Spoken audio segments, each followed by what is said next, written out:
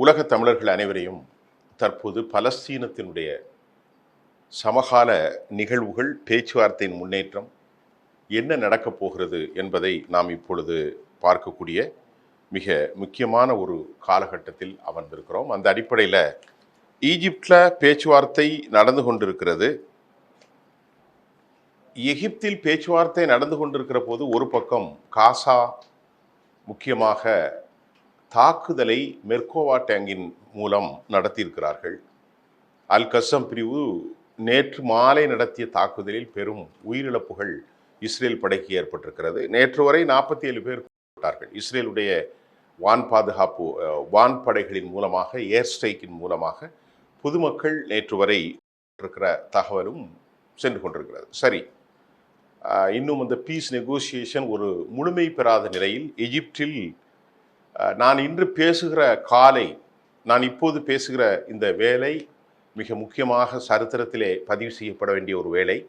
2025 இன்றைக்கு அக்டோபர் 7ஆம் தேதி, இதே நாள் இதே தேதி இதே போன்று 2023 அக்டோபர் 7ஆம் தேதி முதலான கொலைவெறி தாக்குதலை முதலாக நடத்தியது இஸ்ரேல் என்ற பதிவோடு இன்று 2 ஆண்டுகள் நிறைவு பெற்றிருக்கிறது. ஒரு பொத்தானை அழுத்தினால் அனைவரையும் சில மணி நேரத்தில் அழித்து விடுவோம் என்று ஜம்பம் பேசி கொண்டிருந்த யூத படைகள் 2 ஆண்டுகளாக ஒரு மாபெரும் தோல்வியை சந்தித்து இன்றைக்கு பேச்சுவார்த்தையில் அமர்ந்திருக்கிறார்கள் என்பது வரலாற்று புதினம் அல்ல, அது உண்மையும் கூட. இதற்கிடையிலே யாரை அழிக்க வேண்டும் என்று யூதர்கள் பெஞ்சமின் நெத்தன்யாகுடைய தலைமையிலான ஹமாஸை டெஸ்ட்ராய்ட், முழுமையாக துடைத்தெறிப்போம், அனிஹிலேட் ஃப்ரம் தி ஸ்பாட், டெரிட்டோரியிலிருந்து அழிப்போம் என்று சொன்னார்களோ, அந்த கலீல் அல் ஹயா அவர்களோடு நேற்றைக்கு பேச்சுவார்த்தை எகிப்தில் தொடங்கியிருக்கிறார்கள், கெய்ரோவிலே மிக முக்கியமான இடங்களில். கலீல் அல் ஹயா அதற்கு முன்பு அல் அரேபியா தொலைக்காட்சியில் தனது பேட்டி ஒன்றை வெளியிட்டார். அந்த பேச்சினுடைய ஆங்கில பேச்சின் தமிழாக்கத்தை நான் இதோ உங்களுக்கு மொழிபெயர்த்து தருகிறேன். அது ஒரு நீண்ட காணொளி. நான் அனைத்தையும் உங்களுக்கு மொழிபெயர்த்து தந்தால் அது நேரம் அதிகமாகிவிடும். சுருக்கமாக நான் உங்களுக்கு அதை தருகிறேன். கலீலுல் ஹயாவுடைய இதே பேச்சு, அல்லாஹுவினுடைய உதவியால் எமது மக்கள் செய்த தியாகங்கள் எப்போதும் வீணாகாது என்கின்றார் அவர். எல்லாம் வல்ல இறைவன் எமக்கு செய்த மாபெரும் அருள், எம்முடைய மக்கள் சிந்திய இரத்தம், அவர்களுடைய தியாகம் ஒருபோதும் வீணாகாது என்கின்றார் ஹமாஸினுடைய தலைவர் கலீல் உல் ஹயா அவர்கள் நேற்றைய பேச்சில். தொடர்ந்து பேசுகின்ற கலீலுல் ஹயா, நான் எனது குடும்பத்தினர் முழுமையாக இழந்து விட்டேன். எனது குழந்தைகள் 4 பேர்களையும் நான் இழந்திருக்கிறேன். எனது சகோதரனை இழந்திருக்கிறேன், என்னுடைய மனைவி இழந்திருக்கிறேன், எனது சுற்றத்தார் உறவினர்கள் எல்லாவற்றையும் இழந்திருக்கிறேன். பாரிய அழுத்தத்தில் நான் வாழ்ந்து கொண்டாலும் எனது கடமையிலிருந்து நான் ஒருபோதும் விலகிச் செல்ல போவதில்லை என்பதை அவர் சொல்லுகிறார். எமது இலக்கு, எமது மனக்குமுறல்கள், எமது லட்சியம் பூரணமான ஒரு வெற்றியை நோக்கி, இந்த மண்ணிற்கான விடுதலை நோக்கி நான் பயணிக்கப் போகிறேன். அல்லாஹ் போதுமானவன் என்ற வலிமையான கருத்தை, எல்லாவற்றுக்கும் இறைவன் போதுமானவன் என்ற ஒரு வலிமையான கருத்து உண்மையிலேயே ஒரு பத்திரிகையாளன எனக்கு இப்படி பெற்ற ஒரு ஆற்றல் பெற்ற ஒரு பெரும் போராளிகள் இருக்கிறார்களா என்று கேட்பதற்கும் பார்ப்பதற்கும் உண்மையிலேயே ஒரு அதிர்ச்சியையும் ஆச்சரியத்தையும் ஏற்படுத்துகிறது. கலீலுல் ஹயா அந்த தாக்குதலில் அவர் பிழைத்து இன்றைக்கு அவர் தனது பேச்சுவார்த்தையில் கலந்து கொண்டிருக்கிறார். இது நெத்தன்யாகுடைய இரத்த முகத்தை காட்டுவதாக கிரக்ஸ் தனது வீடியோ பதிவிலே சொல்லியிருக்கிறது. அதே நேரம் அவர் மீண்டும் கூறுகிறார், நாங்கள் வழியின் மிக கடுமையான வழியினுடைய ஷேடோ ஆஃப் பெயின், அந்த நிலையிலே தான் வாழ்ந்து கொண்டிருக்கிறார் என்று சொல்கிற கலீலுல் ஹயா, அதற்காக நான் பெருமை கொள்கிறேன் என்றும் சொல்கிறார். ஒரு போராளியினுடைய மனோதிடம் எப்படி இருக்கிறது என்பதை நாம் இங்கே கவனிக்க வேண்டும். நாங்கள் வழியின் நிழலில் வாழ்கிறோம், அதற்காக பெருமைப்படுகிறோம். அவர் தொடர்ந்து எங்களுடைய கீ டார்கெட்ஸ் பலஸ்தீனுக்கான விடுதலை. கடந்த செப்டம்பர் மாதம் 9ஆம் தேதி கத்தரில் பேசிக் கொண்டிருக்கிற போது அவர் தொழுகைக்கு சென்ற சற்று நேரத்தில் அவர் கொல்லப்பட்டார். அவருடைய மகன் ஹம்மாம் விடுதலை செய்யப்பட்டிருக்கிறார். அந்த செப்டம்பர் 9, இன்றைக்கு அக்டோபர் 7, இது மாதிரி காலங்களில் தற்போது அவர் தொலைக்காட்சியில் கத்தரிலே தோண்டி யாரை மரணிக்க செய்ய வேண்டுமோ அவர் தொலைக்காட்சியிலே தோண்டி பேசுவது மட்டுமல்லாமல் அவர் தனது வலிகளையும் தியாகங்களையும் குறிப்பிடுகிறார். முதலில் கத்தர் அல்ல அரேபியா தொலைக்காட்சியில் தோண்டிய கலீலுல் ஹயா அதே நேரம் தனது மகன் ஹம்மான் மரணத்திற்கு மௌன் மிக துயரமத்தை பகிர்ந்து கொண்டார். ஒரு தந்தையுடைய வழி எப்படி இருக்கும் என்பது ஒவ்வொருவருக்கும் தெரிந்ததுதான். தனது பிள்ளையினுடைய மரணம், தனது மனைவி, குழந்தைகள் எல்லாவற்றையும் இழந்து இன்றைக்கு அவர் நின்று கொண்டிருக்கிறார் என்பது உலக சமூகத்தில் ஒரு மாற்ற முடியாத விவகாரம்.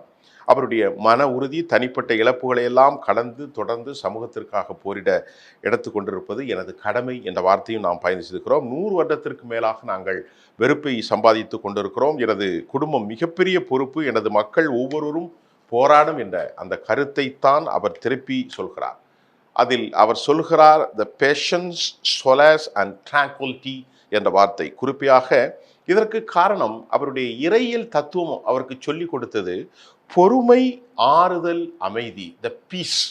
இதுதான் அவருடைய இறையியல் தத்துவம். இந்த உலகத்தில் இத்தனை துன்பங்களையும் நாம் சந்தித்து கொண்டிருக்கிறேன். இதற்கு காரணம் என்னுடைய இறையியல் தத்துவம் எனக்கு பொறுமையை சுட்டி காட்டியது.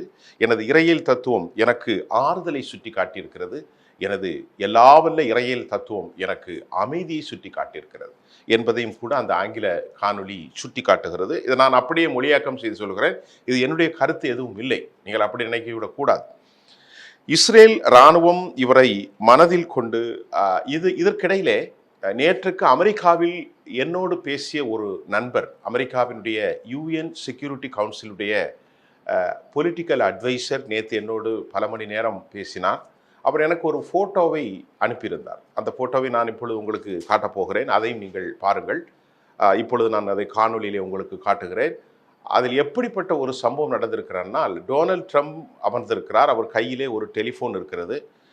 ரிசீவரை அவர் நெத்தன்யாகு கையிலே கொடுத்திருக்கிறார். ஏதோ பாருங்கள், இந்த படத்திலும் கூட நீங்கள் பார்க்கலாம். இவரை வலுக்கட்டாயமாக கத்தருடைய அதிபர் அப்துல் ரஹ்மான் அல் தானியோடு மன்னிப்பு கேட்க சொல்கிறார். இது பெரும் பரபரப்பை ஏற்படுத்தியிருக்கிறதற்கு அதற்காக இஸ்ரேலுடைய இராணுவ தலைவர்களும் இவரோடு கோலியேஷன் வலதுசாரிகளும் என்ன சொல்லியிருக்கிறார்கள், இது ஒரு டிஸ்கிரேஸ், அவமானம், அதே போன்று இது ஒரு வீக்னஸ், பலவீனம் என்ற கடும் கண்டனத்துக்கு நெத்தன்யாகு கத்தர் அதிபர் அப்துல் ரஹ்மான் அல் தானியோடு கேட்ட மன்னிப்புக்காக ஒரு டிஸ்கிரேஸ், ஒரு வீக்னஸ் என்று கடுமையாக அவர் விமர்சிக்கப்பட்டு கொண்டிருக்கிறார். இதற்கிடையிலே ஈரானுடைய செய்தலி காமினியுடைய அறிக்கை, அது இப்ராஹிம் அதை வஹாபி இஸ்மாயில் பாகவி எக்ஸ்டர்னல் அஃபேரின் தொலைத்தொடர்பாளர் நேற்று பேசிய அவரது செவியில் இவ்வாறு கூறுகிறார். என்ன கூறுகிறார்? இது ரொம்ப டேஞ்சரஸான ஒரு ஆட்கள் தான் ட்ரம்புடைய திட்டம். ஆனாலும் எங்களுக்கு பொறுத்தவரை எம்முடைய மக்கள் கசாவில் கூடாமல் இருப்பதற்கு எந்த ஒரு திட்டமும் மக்களை செய்வதை நிறுத்தும் வகையில் இருந்தால் எங்களுக்கு மன ஆறுதல் தான். அது கண்டிப்பாக செய்யப்பட வேண்டும் என ஈரான் குறிப்பிடுகிறது. இருந்தாலும் அவர்கள் மிக மோசமானவர்கள் என்ற கருத்தை அமெரிக்காவை, நெத்தன்யாகு, யூதர்களை ஈரானுடைய அரச தலைமை சொல்கிறது. பலஸ்தீன மக்களுக்கு எந்த விஷயத்திலும் நலவு ஏற்படும் என்பதை தெஹ்ரான் ஆதரிப்பதாக அந்த கருத்து சொல்கிறது. அதே சமயம் இஸ்ரேலுடைய ரேசிஸ்டன், அதாவது அவர்களுடைய இன வெறி, எக்ஸ்பனிசம், ரேசிஸ்ட் அவர்களுடைய போர்ஸ், ஈரானுடைய பார்சியல் அக்செப்டன்ஸ், இதையெல்லாம் அவர்கள் சுட்டி காட்டுகிறார்கள். அவருடைய இன வெறி மக்களை கொலை செய்வதையும் கூட ஈரானுடைய அரச தலைமை சுட்டி காட்டுகிறது. இதற்கிடையிலே 5 தசாப்தங்களாக 5 வாழ்நாள் உள்ளே இருக்கக்கூடிய மர்வான் பர்ஹூதி அவர்களை நினைத்து சில கவலைதான். மர்வான் பர்ஹூதி அவர்கள் விடுதலையை மறுத்திருக்கிறார்கள். 5 ஆயுள் தண்டனை, கிட்டத்தட்ட அவருடைய வாழ்க்கையிலே 5 முறை அவர் இனி வெளியே வரமாட்டார் என்கின்ற அந்த கடுமையான செய்தியும் கூட பலஸ்தீன மக்களுக்கு ரொம்ப ஒரு கவலை தரக்கூடிய விவகாரம். மிக சிறந்த போராளி மர்வான் பர்ஹூதி அவர்கள் இருட்டிச் சிறையிலே அடைக்கப்பட்டிருக்கிறார்.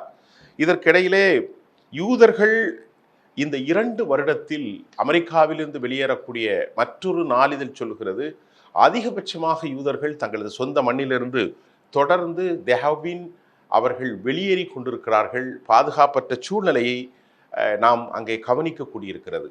ஆனால் அதே நேரம் வெளிநாடுகளிலிருந்து சில யூதர்கள் இங்கே உள்ளே வருகிறார்கள்.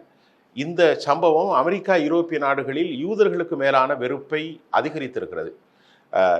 ஹிட்லருடைய ஹோலோகாஸ்டுக்கு பின்பு அவர்கள் மீது இருந்த அந்த ஒரு பிட்டி, ஒரு பரிதாபம் இன்றைக்கு அவர்கள் மீது வெறுப்பாக மாறி இருக்கிற செய்தியும் சர்வதேசம் நேற்று சொல்லியிருக்கிறது. ஏராளமான யூத மக்கள் தங்கள் சொந்த நாட்டில் இனி வாழ்வது சாத்தியமில்லை என்றும், எந்த நேரமும் சைரன் மற்றும் அலாரம் ஒலிகள் மற்றும் ராக்கெட் தாக்குதல்களை கேட்டு முடியவில்லை, இது அன்றாட வாழ்வாக ஆகிவிட்டது, நாங்கள் வெளியேறுகிறோம் என்று பலர் கூட்டம் கூட்டமாக வெளியேறுகிற காட்சியும் அமெரிக்காவினுடைய ஊடகம், ஈரோப்பினுடைய ஊடகம், இந்திய ஊடகங்கள் சுட்டிக்காட்ட தவறவில்லை. அதே சேர பாதுகாப்பு கவனத்தில் கொள்ள வேண்டும் என்பதுதான் அவர்கள் விஷயம். அந்த மக்கள் என்ன சொல்கிறார்கள்? பெஞ்சமின் எங்களை கைவிட்டு விட்டார், அரசியல் காரணத்திற்காக அவர் அவரை காப்பாற்றுவதற்கு எங்களை யூதர்களை கைவிட்டு விட்டார் என்று அவர்கள் சொல்கிறார்கள். தற்போது இறுதியாக இந்த செய்தியினுடைய வடிவம் இது ஒரு பெர்மனன்ட் சீஸ் ஃபயராக இருக்க வேண்டும் என்று எதிர்பார்க்கிறார்கள். எகிப்தினுள்ள அப்துல் ஃபதா அல் சிசி அவர்கள் பேசுகின்ற போது த வே இஸ் பாத், இது மிக சரியான வழியாக இருந்தால் will open the freedom of Palestine people. நிச்சயமாக ஒரு இரு நாட்டு சொல்யூஷனை அது ஏற்படுத்துவதற்கான இந்த முயற்சி என்பதை அல் ஃபதா அல் சிசி அவர்கள் கூறியிருக்கிறார். தற்போது பேச்சுவார்த்தையில் 2 விஷயங்கள் ரொம்ப ஒரு முரணாக இருப்பதாக எங்களுக்கு நேற்று மாலை கிடைத்த தகவல். என்ன முரண் என்றால், ஹோஸ்டேஜ் விடுதலை ஒன்று, இரண்டாவதாக டிஸ்ஆர்ம், த லே அவுட் த ஆர்ம்ஸ் என்று சொல்வார்கள். அதாவது அவர்கள் ஆயுதத்தை கீழே வைப்பதை பலவேறு நெகோசியேஷன் போய்கொண்டிருக்கிறது. உடனடியாக ஹோஸ்டேஜையும் அவர்கள் விடுதலை செய்வதும் சில சந்தேகம் போய்கொண்டிருக்கிறது. டொனால்ட் ட்ரம்ப் மிக கடுமையான வெறுப்பில் பெஞ்சமின் நேதன்யாகு மீது இருப்பதாகவும் செய்தி தற்போது வெளியாகி இருக்கிறது. ஏனென்று சொன்னால் அவர் எல்லை மீறி போகிறார். He's reach the beyond the limit என்று அந்த வரம்புகளை தாண்டி செல்கிறார். He overcome on humanitarian grounds, மனித சமூகத்தினுடைய விளிம்புகளை எல்லாம் தாண்டி அவர் போகிறார் என்பதை அமெரிக்க பொது சமூகம் டொனால்ட் ட்ரம்புக்கு எச்சரிக்கை செய்கிறது. டொனால்ட் ட்ரம்ப் எப்படியாவது த மேன் ஆஃப் பீஸ் என்று சொல்லக்கூடிய அமைதிக்கான விருதை பெற்று விடுவதற்கு அவர் சென்று கொண்டிருக்கிறார். ஏதோ அவருக்கு ஒரு விருது கிடைக்கும், இன்னும் 2-3 நாட்களில் இது சாத்தியமாகும் என்றும் லண்டன் பிபிசி தனது செய்தியிலே சொல்லிக் கொண்டிருக்கிறது. The process very close, the negotiation with amicable settlement, will is it possible, we don't have for any idea. எங்களுக்கு அது குறித்தான ஒரு சாத்தியம் இல்லை. இதுதான் தற்போது விஷயம். இன்று காலை வரை ஒரு பாசிட்டிவான செய்திகள் வரவில்லை. பேச்சுவார்த்தை டு பி கண்டினியூட். இதில் இருக்கக்கூடிய சிக்கல் ஹோஸ்டேஜ் விடுதலை, டிஸ்ஆர்ம் ஆயுதங்கள் மௌனிப்பு, எல்லை தாண்டிய படைகளை நிறுத்துவது, புதிய டெக்னோக்ரட்ஸ் ஆட்சியிலே புதிய ரூலர்ஸிடத்தில் தான் நாங்கள் ஒப்படைப்போம் என்று சொன்னியது, இதெல்லாம் தற்போது பேச்சுவார்த்தையில் சென்று கொண்டிருக்கிறது. இதுவரை நல்ல செய்தி எதுவும் வரவில்லை. வந்துவிட்டால் உங்களுக்கு மீண்டும் பல செய்திகளோடு சந்திக்கின்றேன். நன்றி.